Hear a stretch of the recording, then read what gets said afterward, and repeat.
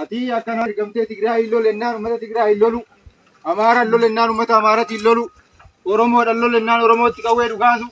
Dabuubidhaan lolu ennaan Dabuubitti qawwee dhukaasu yoo taate ati nama miti jechuun meeshaa abbaa barbaadee bitee namaa wal duratti dhaabaa. Abbaa barbaadee lubbuu kee qarshii 2,000 3,000 bitee bakka argetti akkaati duutu itaasisaa jechuudha. Walumannaani nan soba abbo on soba taate soba. Kanaafi maaliif qawwee dhukaastaa ka jedhu san beekuu qabda jechuudha. Maaliif qawwee dhukaa? Biyya kana keessatti kaabatti qawwee dhukaa, kibbatti qawwee dhukaa, giddugala qawwee dhukaa. Qawween tun maaliif dhukaatii beekuu sirra jiraata jechuudha. Nama waan taate. Wanni bineensa irraa adda si godhu akka namaatti yaadu. Akka namaatti yaadu taate.